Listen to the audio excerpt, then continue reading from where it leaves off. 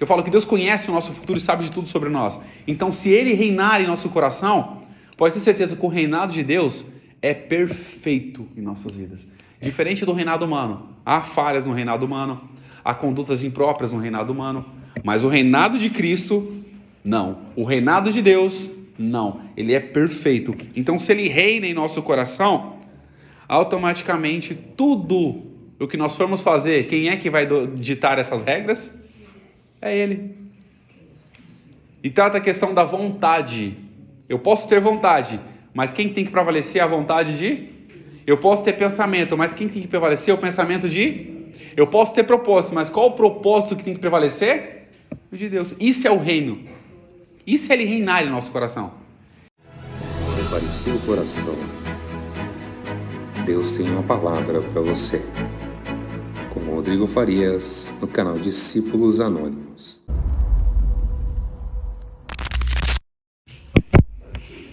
Pode ser para os irmãos, para as irmãs. Bom dia. Deus abençoe. Hoje nós vamos tratar da lição de número 10. O Espírito. O âmago da vida humana. Alguém sabe dizer o que é âmago?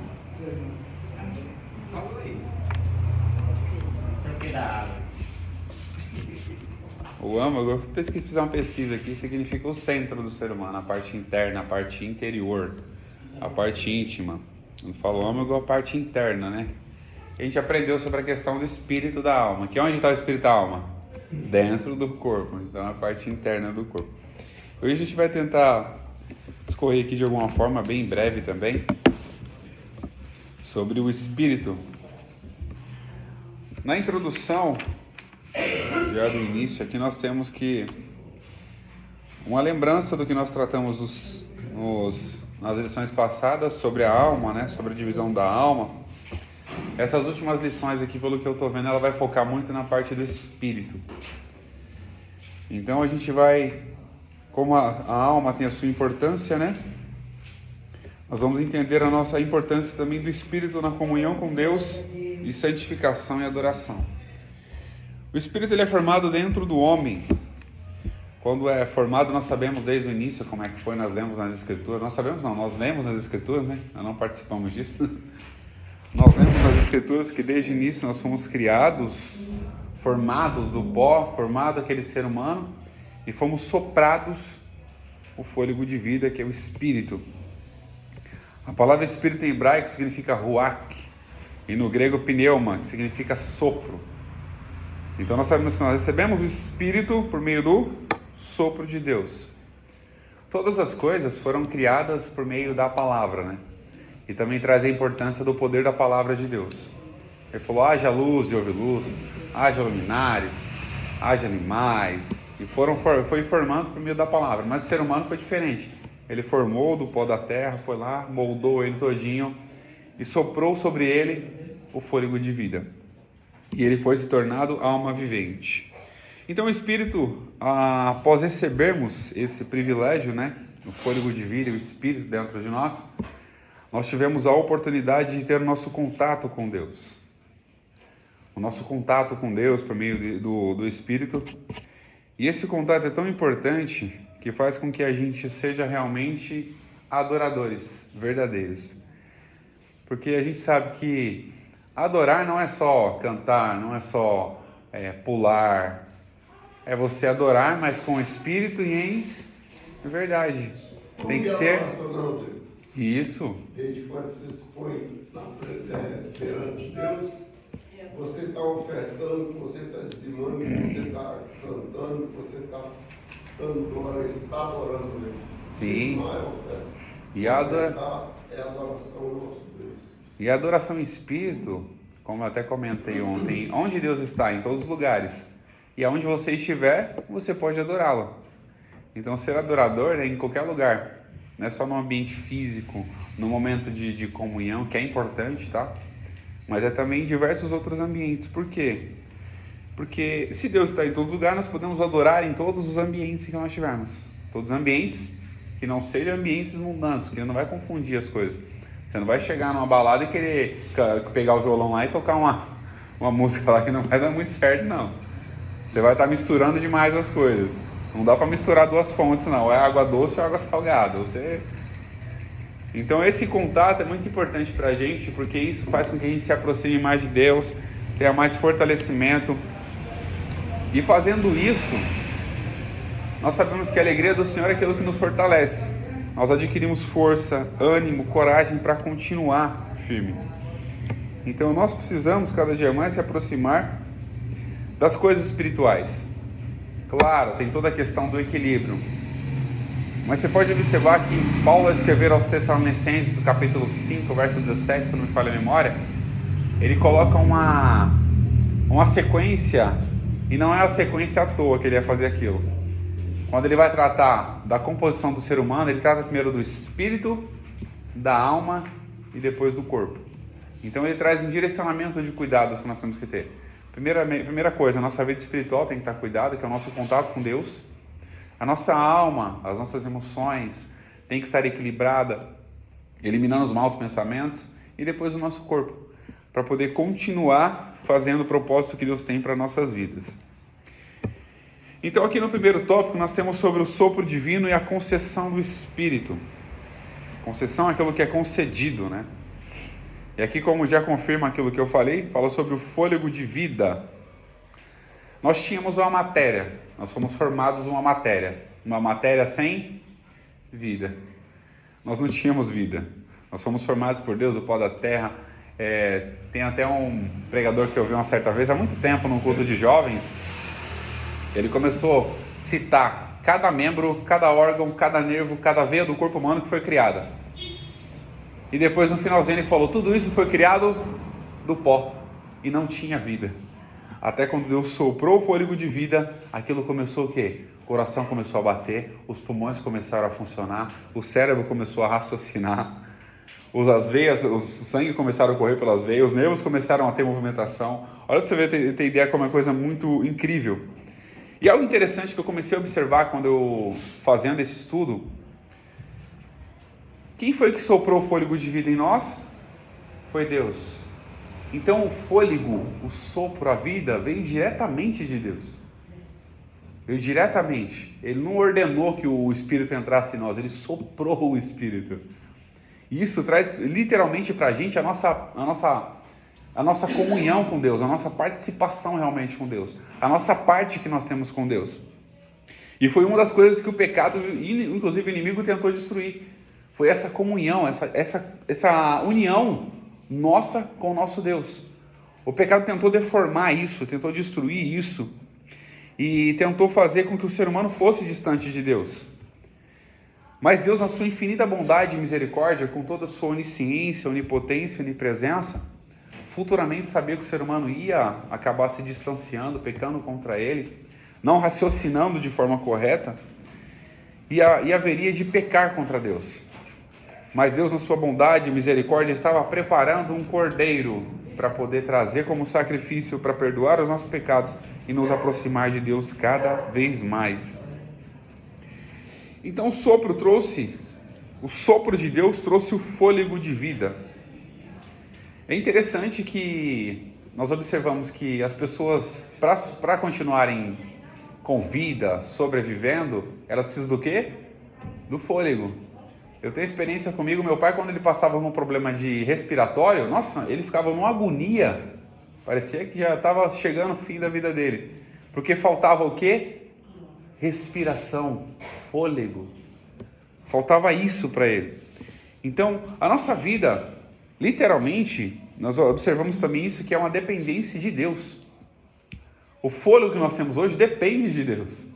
Foi uma dependência, uma criação de Deus.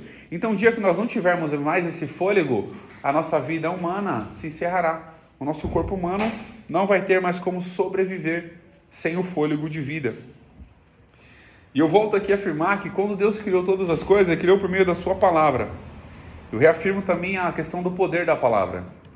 Nós muitas das vezes desprezamos em alguns aspectos o poder da palavra, a palavra de Deus, e colocamos qualquer outra coisa como um baluarte da nossa fé, como firmamento da nossa fé, e esquecemos de olhar para a palavra. Porque a palavra é o nosso guia de fé, é o nosso guia de esperança, nosso guia de transformação, nosso guia de renovo, o nosso guia de conduta como cristão espiritual, como cristão na nossa alma, como cristão no nosso corpo. É um manual de conduta. Então, se nós não tivermos entendimento do poder dessa palavra, a gente vai acreditar em qualquer outra coisa, menos naquilo que é prioridade para nós. Por isso que a nossa prioridade, como eu falei, Paulo não colocou à toa aquilo, cuidar do nosso espírito. Como cuidamos do nosso espírito? Eu até citei ontem o quê? Leitura da palavra, jejum, oração, adoração com espírito e verdade. Você pode observar que o escritor, quando coloca isso aqui, ele fala, Jesus fala, né? Porque os verdadeiros adoradores adorarão o Pai em espírito e em... Porque há muitas pessoas que adoram em espírito, mas não adoram em verdade. Então nós temos que ter essa junção, essa ligação. Adorar em espírito, mas em verdade. Porque a adoração é você reconhecer toda a grandiosidade, o poder, a autonomia de Deus e saber que Ele é poderoso, Ele é justo, Ele é santo, Ele é verdadeiro e não existe nada que possa abonar a conduta ou quem Ele é, a sua essência. Não existe nada que possa abonar isso. Então, para sermos adoradores, precisamos adorar em espírito e em verdade. Porque muitas pessoas deixam de lado a questão da verdade, né? Tem uma frase que diz que muitas pessoas não leem a Bíblia porque vão encontrar a verdade que vai confrontá-las. Porque nós sabemos que a palavra escrita por Deus, inspirada pelo Espírito, traz para a gente tudo que a gente precisa para continuar de pé, firme, com a cabeça erguida e sempre adorando a Deus de forma correta. Porque nós precisamos saber como adorar, nós precisamos ter a essência do adorador e não o adorador só por movimento, que infelizmente acontece isso. Nós temos que saber distinguir entre as emoções e a nossa racionalidade. Nós não podemos desprezar nenhum nem outro, como eu comentei aqui uma certa feita. O irmão Silas falou, nós temos que ser mais racionais. Eu entendo ele, nós temos que ser mais racionais. Sim, com certeza. Mas se nós somos racionais demais, o nosso espírito, a nossa alma vai ser o quê? Vai deixada de lado. Então, algumas coisas que emocionam, que traz aquela emoção para a gente, que muda o nosso modo de pensar, faz com que a gente tenha uma certa facilidade de receber algo da parte de Deus. Ou até mesmo adorá-lo, chorando, gritando, que seja. Isso a gente acaba perdendo essa essência. Então Deus criou tudo isso, o ser humano com suas próprias mãos, o pó da terra. E esse espírito é o que nos mantém próximo de Deus. Então existe uma observação que nosso espírito tem a sua singularidade. Isso fala no subtópico 2. Que a singularidade, desde o início nós estudamos sobre isso, que a Bíblia traz uma distinção, né? Ela não mistura alma, espírito, corpo, não. Ela traz distinção, que nós somos compostos de espírito, alma e corpo. Então há essa distinção e nós não podemos confundir muitas coisas. Há certas pessoas, estudiosos, que entendem que a alma e o espírito é a mesma coisa. Na sua essência eu entendo que sim também, mas há uma distinção. Se a Bíblia deixou uma distinção, é porque cada um tem o seu cuidado, cada um tem sua atenção e cada um tem sua forma de lidar. Então há essa distinção. Se a Bíblia deixou a distinção, é porque é um objetivo também para isso. Deus não ia deixar como distinção se não tivesse a necessidade de deixar como distinção. Deus não ia nos ensinar que a alma, o espírito, a alma e o corpo são distintos se não houvesse uma necessidade para isso. Porque nós temos que ter os cuidados necessários e saber que nós somos distintos entre corpo, alma e espírito. Há uma diferença aí, porque em Eclesiastes está falando, né? Sim. O espiritual para Deus,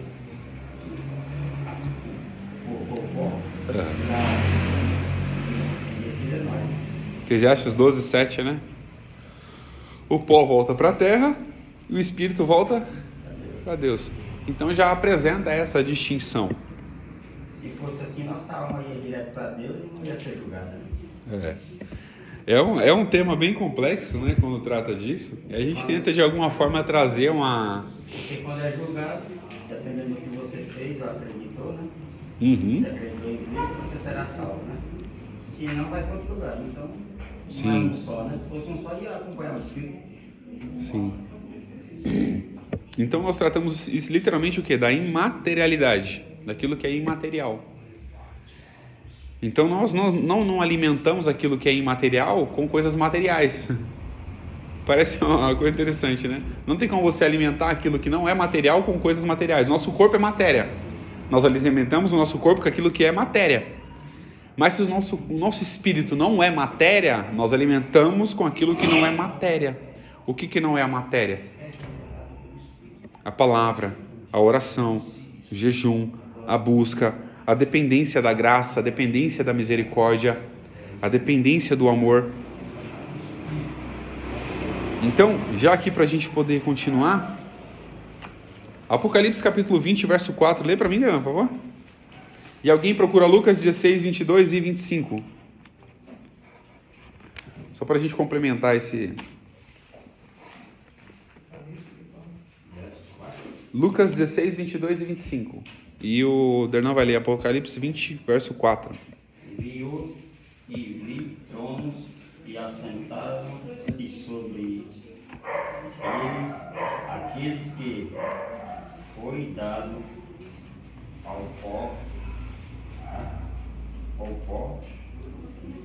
poder de julgar, e vi as almas daqueles que foram degolados pelo testemunho de Jesus e pela palavra de Deus, e que não adoraram a besta e nem a sua imagem, e nem receberam o sinal na testa e nem na mão, e viveram e reinaram com Cristo durante 1000 anos.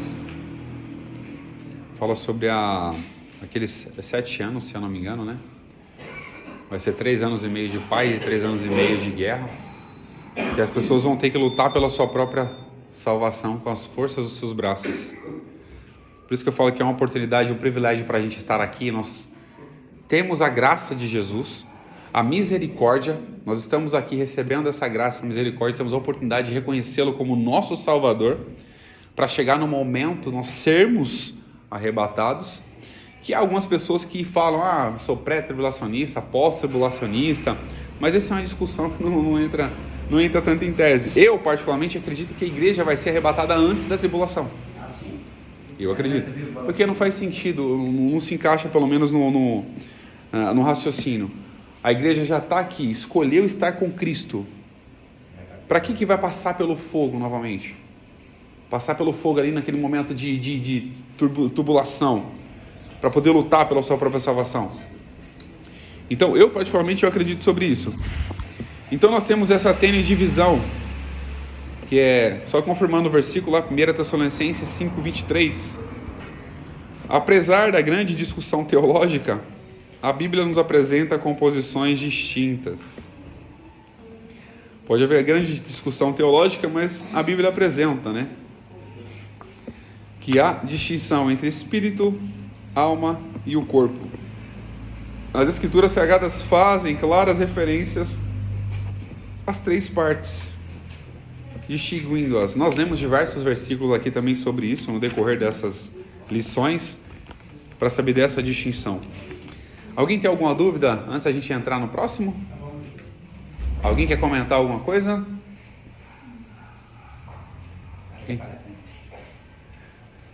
Fale agora ou cale-se até o próximo tópico. Alguém tem alguma ponderação aí, alguma fala? Fique à vontade. Mosé quer falar alguma coisa, Mosé? Não? Rapaz, está muito quietinho. Segundo subtópico. Segundo tópico, na verdade. O espírito pecado e a santificação. Aqui fala sobre os pecados no espírito. Antes de entendermos sobre os pecados no espírito, nós vamos compreender a diferença entre o pecado no corpo e na alma antes. Então, o que seria o pecado no corpo? Você fazer algo que destrua o seu corpo. Prostituição, bebedices, drogas, coisas ilícitas que destroem a sua vida. Isso é o pecado no corpo. Você denegrir a sua própria vida, destruir o seu próprio templo. que é o templo do Espírito Santo, destruir ele. Então isso seria o pecado no corpo. O pecado na alma são o quê? Os pensamentos, sentimentos, emoções. Você não deixar que os pensamentos maus tomem conta da sua mente. Você não deixar que os pensamentos ruins destruam a sua vida. Você não deixar que os pensamentos te controlem, mas a palavra de Deus te guie. Porque os nossos pensamentos, eu sempre costumo dizer aqui, os nossos pensamentos não são reais, a ciência trata sobre isso. O escritor Augusto Cury fala sobre isso. É um homem que teve a oportunidade de estudar sobre a mente de Cristo. Ele mesmo fala que se curvou diante da inteligência de Jesus. Ele era ateu. Ele fala que se curvou diante da inteligência de Jesus. Ele fala que nossos pensamentos não são reais. E realmente não é real. Eu vou dar até um exemplo aqui que eu dei uma vez numa palestra. Se você pensar que é rico, você é rico? Se você pensar que está no iate, você tem um iate? Não. Isso confirma que o seu pensamento não é real. O sonho amarelo que eu pensava. Os...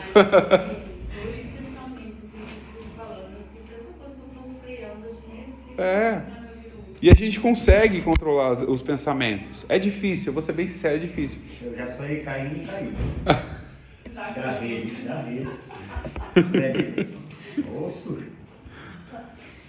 Tem um sonho que é meio agoniante, né? Meio perturbador.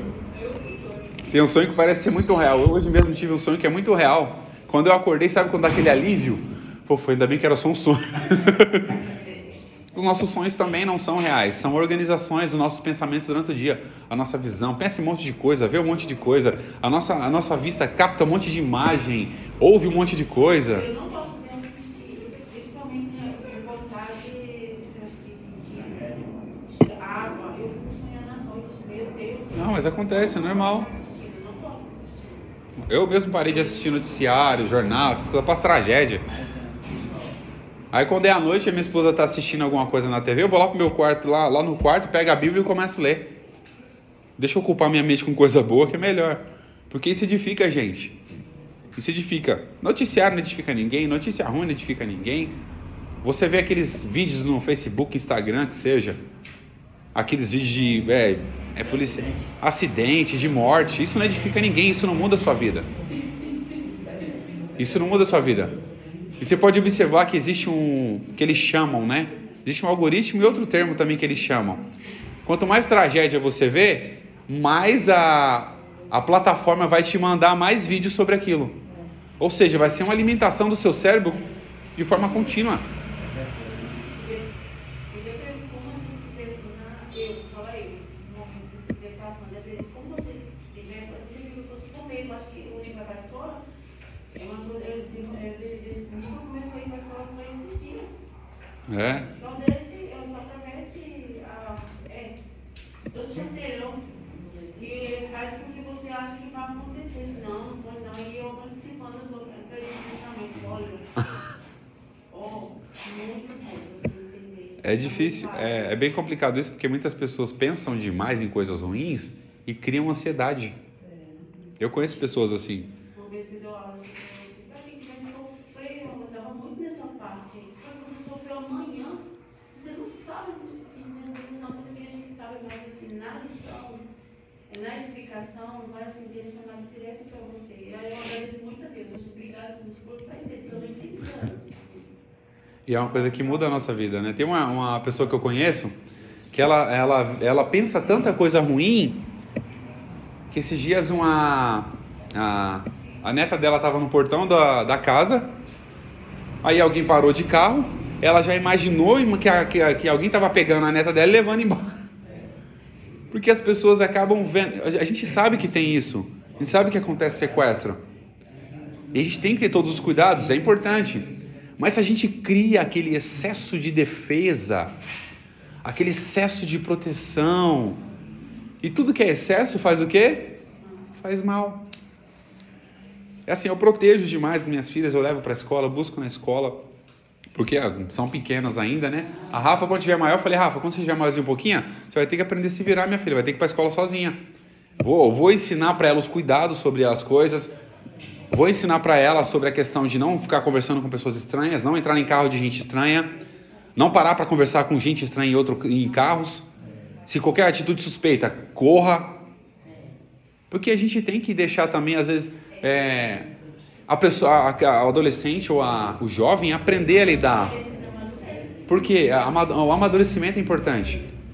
Porque vai chegar um dia que eles não vão ter a gente mais. Eles vão ter que casar, ou a gente vão ter que formar uma família, e não vai ter a gente, a pessoa, todo aquele cuidado. Aí o papel que a mãe faz hoje, a esposa vai ter que fazer mimar o marido. Não é errado, tá, gente, mimar o marido. Tem que mimar de vez em quando. Aí, irmão Zé, eu tô dando conselho pra mimar isso aqui. Então, esses são os pecados na alma. Os pensamentos ruins. Porque, olha pra você ter ideia. Pensar é bom, mas pensar demais é uma bomba relógio. Pensar é bom, você tem que pensar, mas também pensar em coisas boas. E existe a questão, de onde vêm os pensamentos do pecado? Vem da sua mente. Você começa a pensar. Porque muitas pessoas cometem crimes e são chamados de crimes premeditados.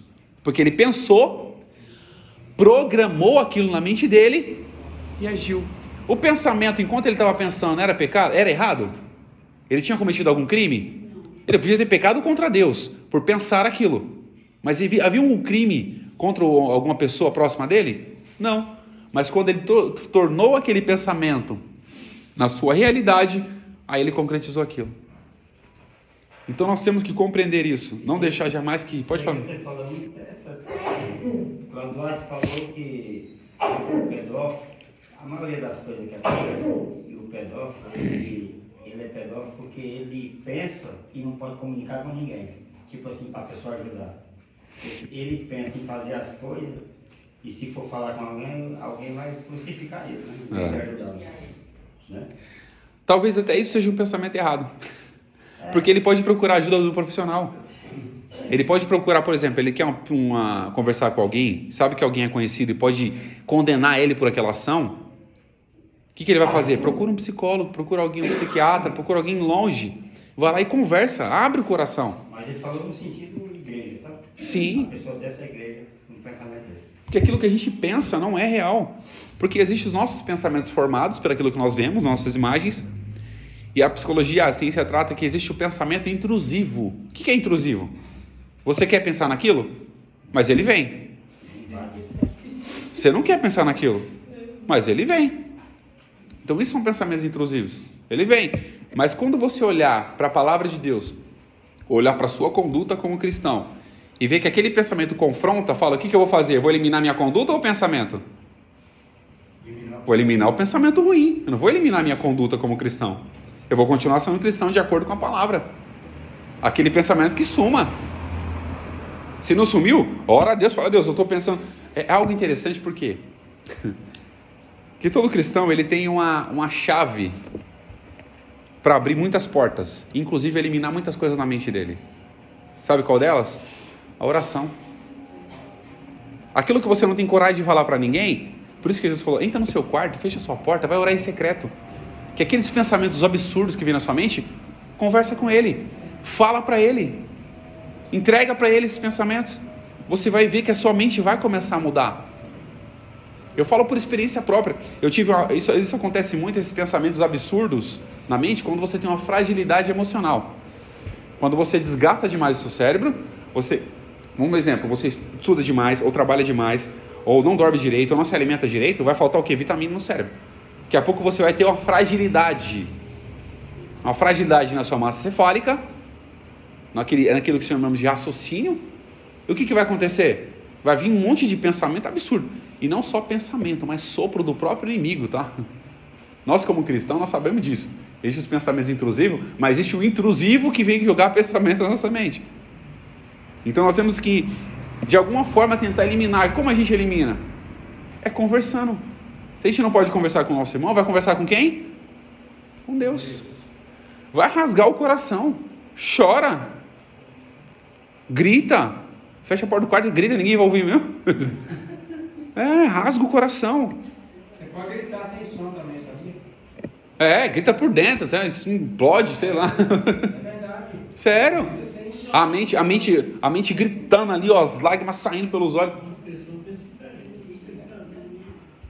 Não tem coisa que seria melhor você gritar por dentro. Há uma observação com o que o pastor falou, eu lembro da oração de Jesus, até comentei sobre ela ontem. Jesus estava orando, a Bíblia não fala que ele estava gritando nem nada, ele estava orando. E de repente, acho que ele estava sofrendo tanto por dentro, gritando tanto por dentro, que o seu suor começou a se tornar em gotas de sangue. Ele entrou em um estágio tão avançado de sofrimento, porque a alma já estava angustiada, abatida, sofrendo. Por quê? Porque existe um problema sério na sociedade, na nossa geração, que é sofrer por antecipação. Você sofre por algo que você não sabe o que vai acontecer. Mas Jesus, ele sofria porque ele sabia o que ele ia passar. Olha só para você ter ideia, ele não tinha como fugir daquilo. Ele sabia o propósito.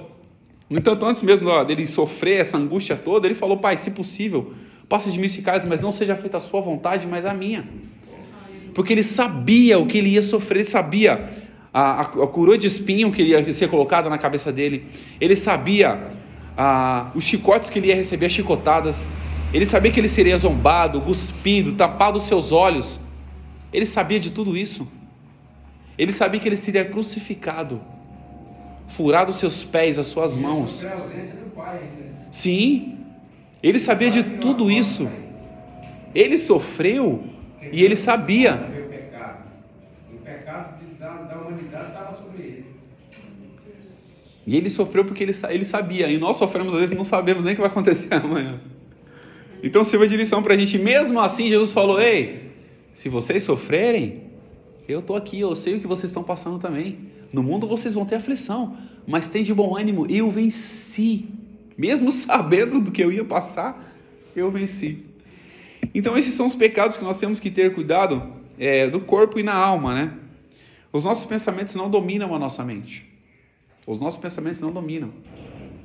Então, ocupe a sua mente com coisas boas, faça uma meditação da palavra, busque ao Senhor, ore, se consagre, se apresente a Deus. Se há algum pensamento ruim, fala: isso aqui não faz parte da minha conduta, isso não faz parte de mim, isso não vai dominar a minha mente. Então eu vou buscar coisas boas para poder alimentar a minha alma, vou buscar coisas boas, e nós precisamos realmente buscar coisas boas. Eu comentei ontem sobre um vício que eu tinha, desde a minha adolescência, e aquele vício foi se arrastando ao longo dos anos, e quando eu percebi, eu comecei a destruir a minha própria mente, e começar a pensar coisas absurdas. Mas por quê? Porque eu dei lugar. O que a gente aprende? Não deis lugar ao diabo. Fugir da aparência do mal. E às vezes eu estava ali. E algo interessante que a nossa mente engana a gente. Ela vai falar para você que você não... Ela vai colocar no seu raciocínio que você não tem condições de parar com aquilo. E você tem. Muitas pessoas eu conheci que falavam, quando se converteram, tomaram a decisão, falaram: eu não vou mais fumar, eu não vou mais beber. E realmente não fizeram. Porque é um vício, não é? A minha sogra mesmo, ela fumava, ela bebia. Quando ela se converteu, ela colocou no coração dela e não fazer mais, e não fez. Porque tem coisas que é pensamento, tem coisas que é um resquício do vício. Ela falou que às vezes ela sentia o cheiro do cigarro. Mas é por quê? Porque já estava gravado na memória dela aquilo. Porque a pessoa que fuma, o que acontece? Ela bebe muito café, não é? Quando ela ia fazer o café, vinha o cheiro do cigarro. Aquilo que a ciência chama de registros na memória. Ficou registrado. Não fica registrado só pensamento, fica registrado cheiros, fica registrado gostos, que nós temos sentidos: olfato, tato, paladar. Então, o toque pode fazer com que gere emoções e sentidos. E no espírito, qual seria o pecado no espírito? Alguém sabe me dar uma observação? Esses são os piores, hein? Orgulho, inveja. Esses são os piores. Arrogância. Pior do que o do corpo. Forte. Altivez de espírito, que envolve soberba, orgulho, entre outras coisas, que é o que destrói o ser humano. O que destrói. Inveja, iras, contendas, morfias. É o que destrói o ser humano. Arrebenta com qualquer ser humano. E um espírito desequilibrado, a alma e o corpo vai junto. A alma e o corpo vai junto. Então nós temos que jamais deixar com que essas coisas ruins dominem o nosso coração, mas que possamos nos aproximar. Eu lembro, me faz recordar em Isaías capítulo 58, eu até comentei sobre isso uma vez. No verso 1, o profeta Isaías começa a relatar que aqueles povos, eles jejuavam, eles oravam, eles buscavam a Deus, se entregavam à alma, mas eles falavam para Deus: mas por que o Senhor não nos ouve? Por que o Senhor não nos atende? E no verso 4 do capítulo 58, Isaías fala para ele: porque vocês estão orando, estão jejuando para contenda e intrigas entre vocês mesmos. O que eu entendo com isso? É quando a gente ora, jejua e busca para mostrar que a gente é mais espiritual do que alguém. A gente ora, jejua e sobe aquela altivez de espírito, aquela soberba, fala: não, eu sou melhor do que qualquer um. Não, você não é. Jesus, sabe o que Jesus ensina para a gente? Você quer ser grande? Seja o menor. Se você quer governar, seja aquele que sirva. Olha só para você ter ideia o que Jesus ensina para a gente. E Jesus falou: eu estou servindo vocês. Um homem que veio em forma de Deus, veio em forma de homem, com o poder de Deus, com autoridade, com onisciência, onipotência e onipresença, se fez semelhante aos homens e estava servindo as pessoas. Então, quanto maior você for, você tem que servir e não ser servido. Porque eu estou aqui, o que eu estou fazendo? Eu estou servindo. Servindo o quê? Uma palavra. Então eu não sou melhor e nem maior por estar fazendo isso. E se eu disser que eu sou melhor e maior, e se eu me achar, eu vou cair no pecado da soberba, do orgulho. Nós aprendemos em Provérbios que a soberba, o orgulho precede a queda, se eu não me engano, a soberba, né? Orgulho? A soberba precede a queda, a ruína. Ou seja, você destrói a sua vida achando que é alguma coisa. Então, a gente tem que fugir desses meios para quê? Para a gente vencer um pecado. E qual a forma de vencer o pecado? Confiar em Deus e não em nós. Fortalecer o nosso espírito. E eu já falei aqui, dependendo primeiramente da graça de Jesus, da misericórdia dele. Orando em todo tempo, jejuando, meditando na palavra do Senhor dia e de noite. É como o salmista fala: eu guardei a tua palavra. Como é que você guarda a palavra se você não medita nela? Você tem que lê-la e meditar na palavra para que ela fique guardada no seu coração. E quando fala coração, fala sobre o quê? O entendimento, raciocínio, a nossa alma. Você armazena a palavra na sua mente. Para quê? Para você não pecar contra Deus. Então essa é a forma da gente vencer. E a gente vai conseguir vencer seguindo essas orientações dadas por Deus para nós. Orar, jejuar, buscar a Deus, não colocar coisas más diante dos olhos, não parar para ouvir pessoas ruins, coisas ruins, fugir da aparência do mal, resistir ao diabo. Então isso vai fazer com que a gente se aproxime, meditar na palavra do Senhor de dia e de noite. Para quê? Para que a gente possa ter uma vida espiritual estabilizada, longe dos pecados que são os pecados que a gente falou agora: soberba, orgulho, altivez de espírito. Porque isso vai destruir a nossa vida espiritual. E destruindo a nossa vida espiritual, infelizmente, todo ser humano fica totalmente desequilibrado. Tem até uma parábola, se eu não me engano, que fala, né? Quando o inimigo sai, quando ele volta e acha a casa vazia, o que ele vai fazer? Vai buscar mais 7. E volta. Isso aí é um perigo, porque às vezes a pessoa é um bom crente, já tem tempos e tempos na fé, e infelizmente ele tropeça nesses pecados aí.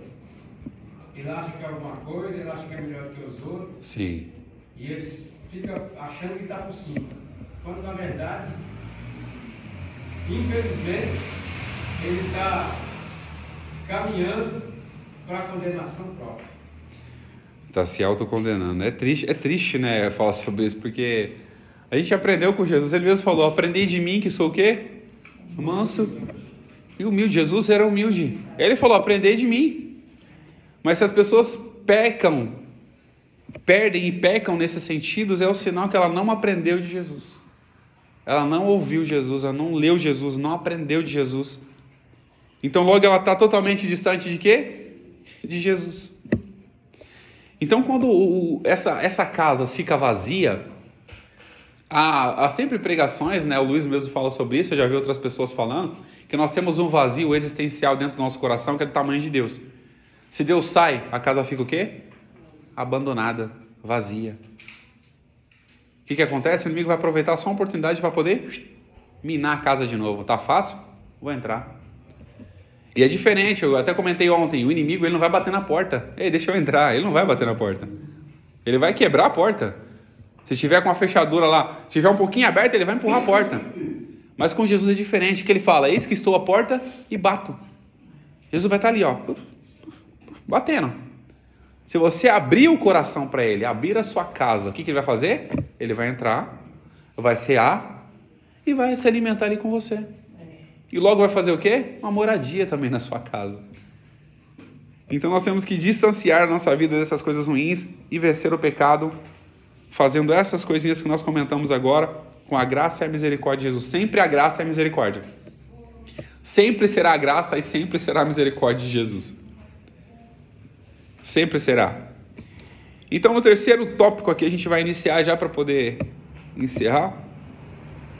Fala sobre o novo nascimento. João capítulo 3, verso 5, né? Aquele diálogo entre Jesus e Nicodemos. É necessário nascer de novo. A ação divina no nosso interior faz com que a gente seja regenerado.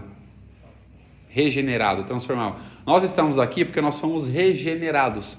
Nós estamos sentados aqui ouvindo a palavra porque nós somos regenerados por Cristo. Nós nascemos de novo. Nós não nascemos da água, do Espírito, não voltamos ao ventre da nossa mãe, como era a dúvida de Nicodemos. Nós nascemos da água e do Espírito. Nós nascemos. Olha só para você ter ideia. Nós nascemos novamente. Então essa discussão que teve entre Nicodemos e Jesus, essa conversa, né? Jesus respondeu, na verdade te digo que aquele que não nascer da água e do Espírito não pode entrar no reino de Deus. Ele está dando um caminho aqui para a gente. Tem que nascer da água e do Espírito. O reino de Deus te aguarda. E quando fala reino de Deus, pode se referir tanto ao reino celestial, aos céus, como Deus reinando no nosso coração. Como Ele comandando as nossas vidas. Ele ditando as regras de como funciona. Eu falo que Deus conhece o nosso futuro e sabe de tudo sobre nós. Então, se Ele reinar em nosso coração, pode ter certeza que o reinado de Deus é perfeito em nossas vidas. Diferente do reinado humano. Há falhas no reinado humano, há condutas impróprias no reinado humano, mas o reinado de Cristo, não. O reinado de Deus, não. Ele é perfeito. Então, se Ele reina em nosso coração, automaticamente tudo o que nós formos fazer, quem é que vai ditar essas regras? É Ele. E trata a questão da vontade. Eu posso ter vontade, mas quem tem que prevalecer é a vontade de... Eu posso ter pensamento, mas quem tem que prevalecer é o pensamento de... Eu posso ter propósito, mas qual o propósito que tem que prevalecer? O de Deus. Isso é o reino. Isso é Ele reinar em nosso coração. Isso é Ele dominar, tomar as rédeas da nossa vida. Eu sempre falei aqui, comentei bastante, que eu não sabia nem administrar minha própria vida. O que a gente aprende quando a gente não sabe administrar? Entrega o seu caminho ao Senhor. Confia nele e Ele tudo. Tudo, não é só metade, é tudo. O cuidado de Deus para nossas vidas é em tudo, não é só em algumas coisas. É em tudo, é no corpo, é na alma, é no espírito, é em tudo. Esse é o cuidado de Deus para as nossas vidas. Em todos os lugares que nós estivermos, Deus estará cuidando de nós. Mas nós temos que ter um cuidado. Não vá para lugares onde entristeça o Espírito de Deus. Não sente em ambientes onde o Espírito de Deus não estaria.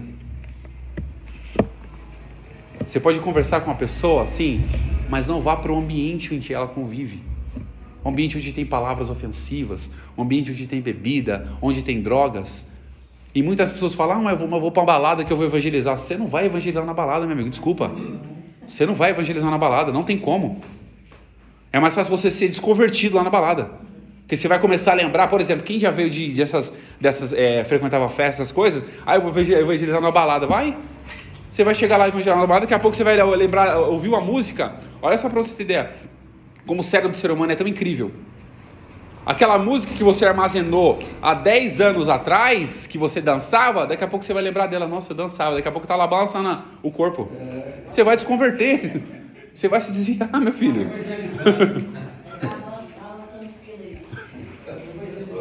Teve um dia que o som tava alto aí, tava tocando aí, rolando o culto aqui, aí um lado do meu corpo tava pro lado de lá, a perna tava caindo. Jesus amado.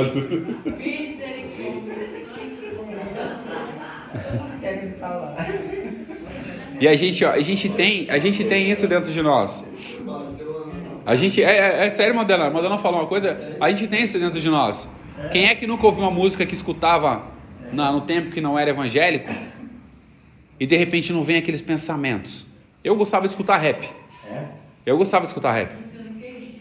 Tem vezes que eu escuto o rap, eu tenho que se afastar para não lembrar daquelas coisas porque a memória é algo incrível do ser humano. Ele vai lembrar, ainda que ele não lembre com exatidão, mas ele vai lembrar daquilo que aconteceu, daquilo que passou, daquilo que ele sentiu. Eu com aquele calcinho lá, você fica com o pezinho assim. Isso confirma aqui em João 3, no capítulo 3, verso 6. Não me agradeço. Obrigado, meu chefinho. Esse relógio bonito dele, ai que lindo o relógio dele. Isso confirma o que está dito em João capítulo 3, verso 6. O que é nascido da carne é, o que é nascido do Espírito é Espírito. Então essa distinção, carne e Espírito, ou você se inclina para a carne, para suas vontades, ou você se inclina para o Espírito, que é a vontade de Deus.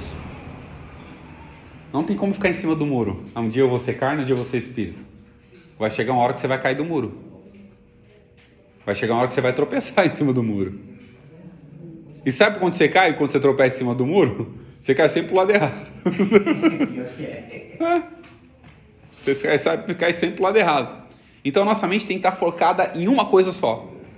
Coisas espirituais em Cristo Jesus. Só. Isso. Isso está tratando da vida espiritual. A nossa vida espiritual tem que estar focada nisso. A nossa mente tem que estar focada nisso. Tem que estar independente do ambiente onde nós estivermos. A nossa mente tem que estar focada. Eu aprendi uma coisa comigo, que às vezes eu tô em um lugar, daqui a pouco eu tô orando em pensamento, eu nem percebo. Tô já orando em pensamento. Daqui a pouco eu tô conversando com Deus em pensamento. Parece que eu vejo alguma coisa, daqui a pouco eu começo a orar. Acontece alguma coisa na mente, eu começo a repreender, orar em pensamento, pronto. Porque a nossa vida é essa. Isso que Paulo fala pra gente, orar sem cessar. Como é que eu vou orar sem cessar? Vou andar de joelho no meio da rua? Não. Eu vou orar em pé, eu vou orar no meu pensamento, vou estar no meu trabalho, vou estar no ônibus, orando. Essa parte de orar em pensamento vai ser quando a gente está em casa, né? Então a gente não Sim. muito em casa.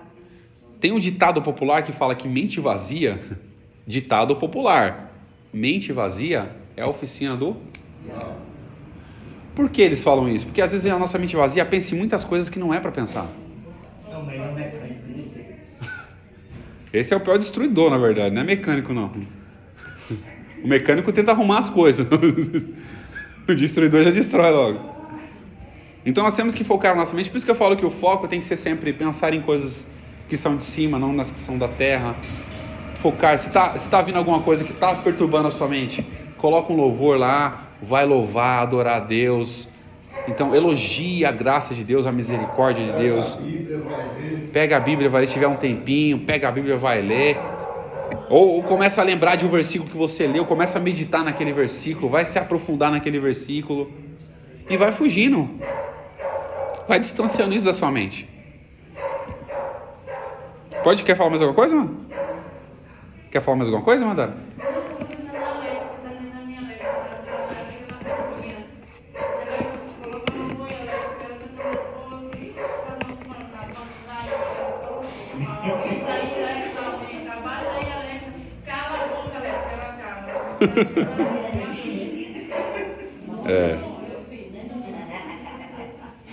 Só para a gente concluir essa parte aqui, quando se trata de água, se trata do quê? Purificação. Quando se trata de espírito, é renovo e convencimento. É uma forma mais geral, assim, para a gente poder compreender. Então, quando formos adorar, o subtópico 2 do tópico 3, nós temos que adorar em...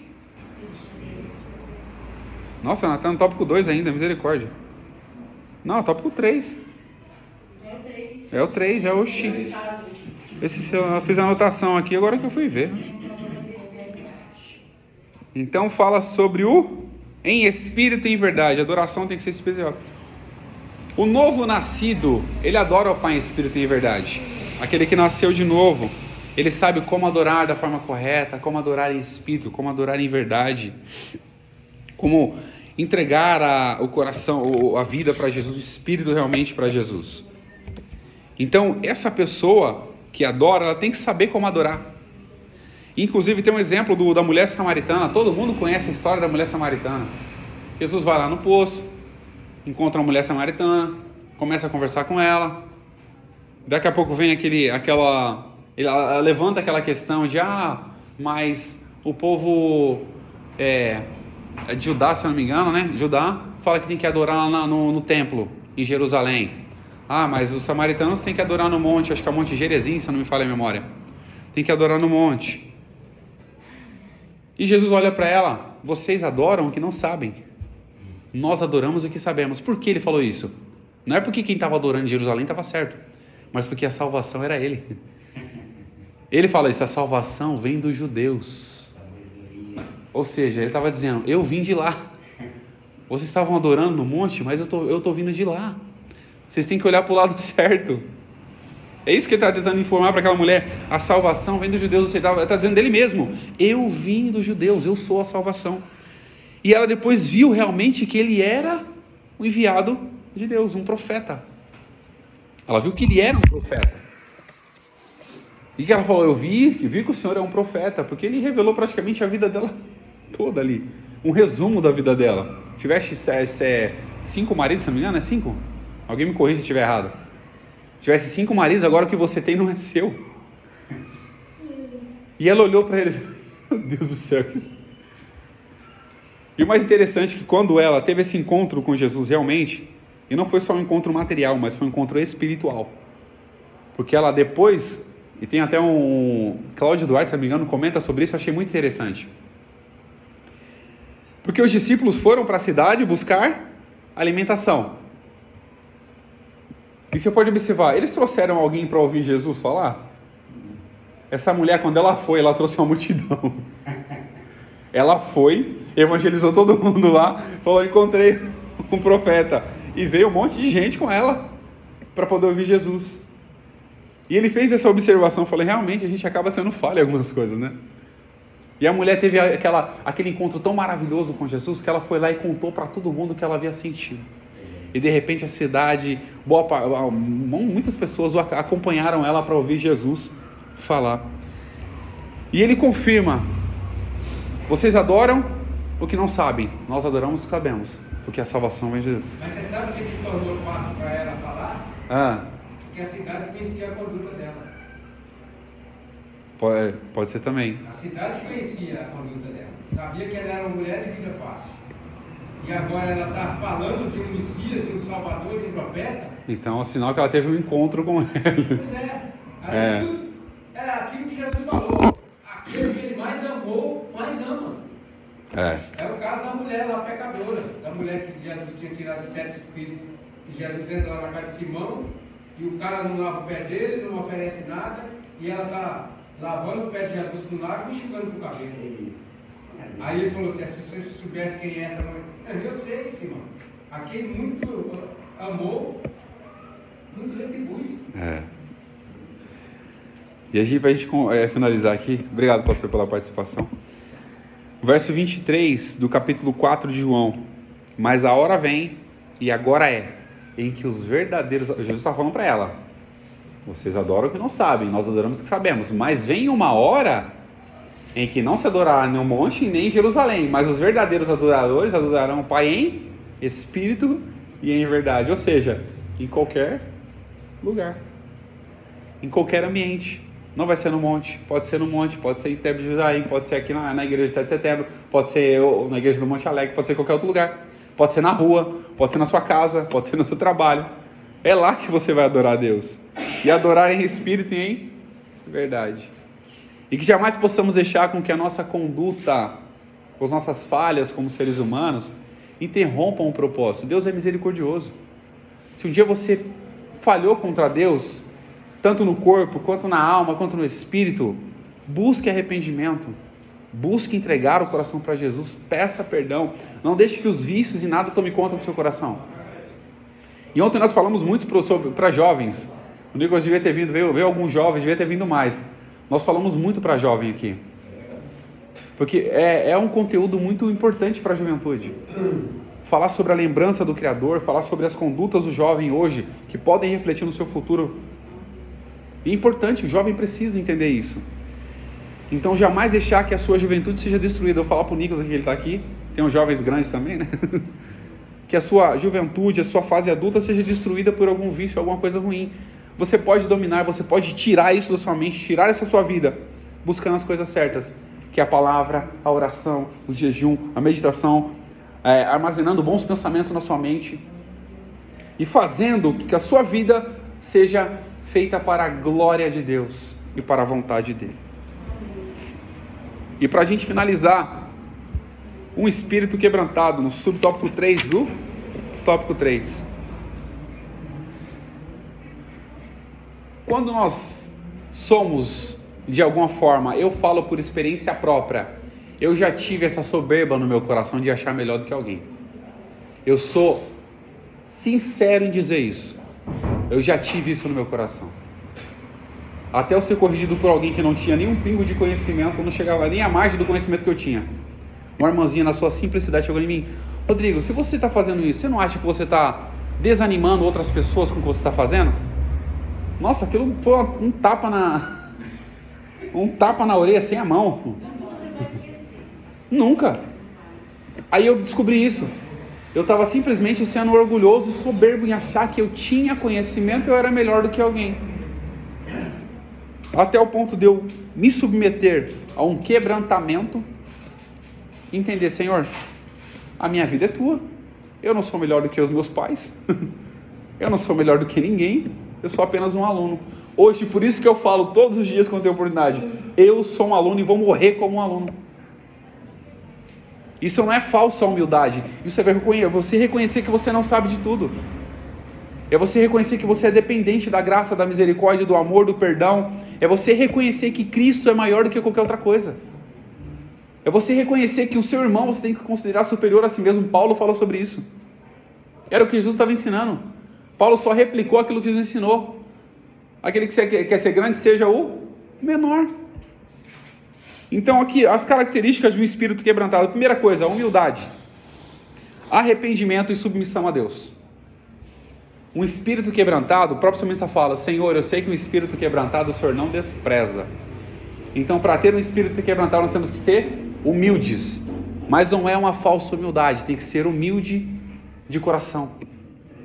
Não é só humilde de aparência. Não é só andar com a roupa amassada e falar que você é humilde. Não é andar com o tênis rasgado e dizer que você é humilde. Não é andar com o carro todo zoado e dizer que você é humilde, não. É humilde de espírito. A humildade interior, não é exterior. Isso é um espírito quebrantado. Arrependimento. Quando nós falhamos, pecamos diante de Deus, nós temos que nos arrepender. Não tentar passar o pano por cima, falar: Deus perdoa, mas você não se dobrou, nem se prostrou diante dele para pedir misericórdia. Porque se não fosse a misericórdia do Senhor, nós já teríamos sido consumidos vivos.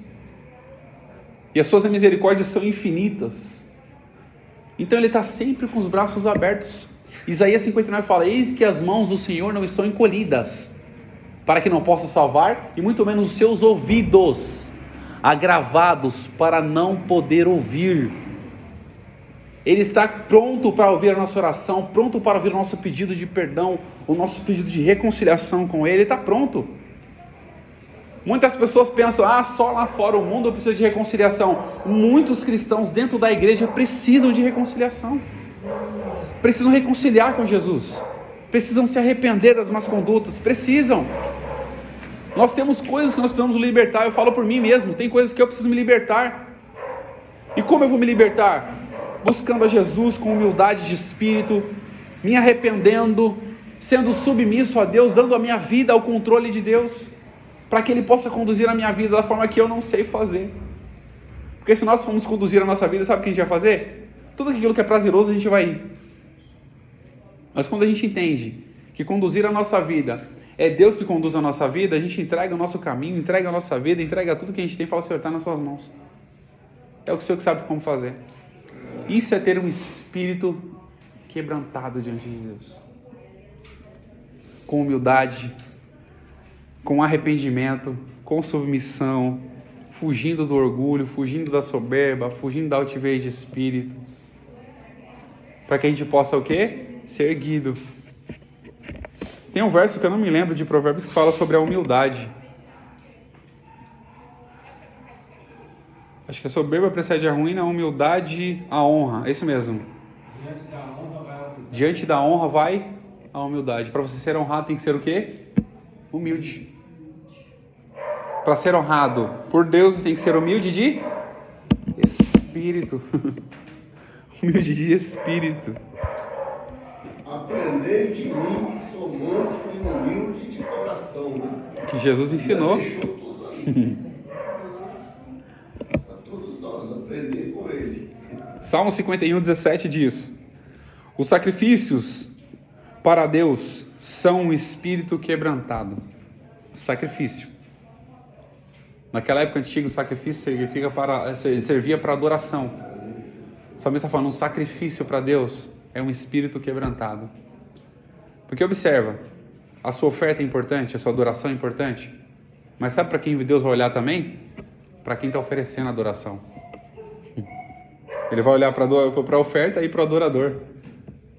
Você vai oferecer alguma coisa, mas a sua vida de adorador está totalmente diferente daquilo que você está ofertando. Vai ser como Caim chegar diante de Deus, tentar apresentar alguma coisa e Deus rejeitar a sua oferta. Por que Deus rejeitou a oferta? Porque Ele olhou para quem? Para Caim. O ofertante tem alguma coisa errada com esse ofertante. Porque eu vou ofertar alguma coisa para Deus, mas eu quero ofertar. Eu vou ofertar para Deus porque... dá um exemplo assim. Porque eu sou importante, mas eu estou ofertando para Deus porque Ele recebe. Pronto, já destruiu a sua vida. E sobre pensamentos, quando Deus chegou para Caim e falou: Caim, você tem os seus pensamentos. Esses pensamentos dizem na sua mente. Mas cabe quem dominar? Você. Cabe você dominar os seus pensamentos. Cabe você dominar as suas atitudes.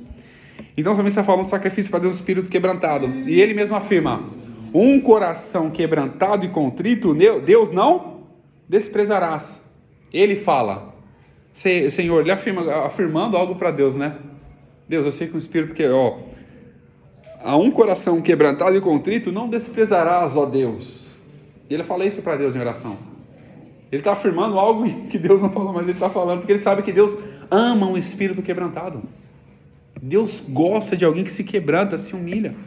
Em 2 Coríntios capítulo 11, verso 3, fala: mas temo que, assim como a serpente enganou Eva com sua astutícia, assim também sejam de alguma sorte corrompidos os vossos sentidos e se apartem a simplicidade que há em Cristo. Aqui entra outro tema muito importante, que é a simplicidade. Simplicidade não de aparência. Porque nós temos, hoje em dia, na internet, você vê muitas pessoas que querem impressionar os outros. Eles pegam a Bíblia, fazem a sua própria interpretação, criam textos, criam contextos com base nas viagens da sua mente para impressionar. Mas a palavra não precisa impressionar, na sua simplicidade ela transforma o coração. A palavra não precisa ser aquele baluarte de coisas, de adereços para poder transformar o coração de alguém. Ela na sua essência já transforma. A palavra de Deus, ela é viva e eficaz. Não precisa da minha interpretação, da minha analogia para ela convencer alguém. Ela só precisa, com a sua simplicidade, abrir o coração para que o Espírito faça a obra que ele faz, que é convencer o homem do pecado, da justiça e do juízo. É isso que precisa. Então temos que amar a palavra na sua simplicidade. E para a gente concluir, o nosso espírito é a ligação, o contato, comunhão com o nosso Criador. Que a nossa adoração seja em espírito e em verdade, para que sejamos abençoados por Deus, bênçãos espirituais. Tem muita gente que quer trocar a adoração por bênçãos materiais. As bênçãos são as bênçãos espirituais nos lugares celestiais. Paulo afirma sobre isso, se eu não me engano, segunda carta aos Coríntios. Que a nossa adoração seja em espírito e em verdade, para que nós sejamos abençoados com as bênçãos espirituais e tenhamos fortalecimento também espiritual, por meio da oração, jejum, da meditação da palavra, para permanecermos de pé e crendo em Cristo Jesus até o fim das nossas vidas. Que Deus abençoe em nome de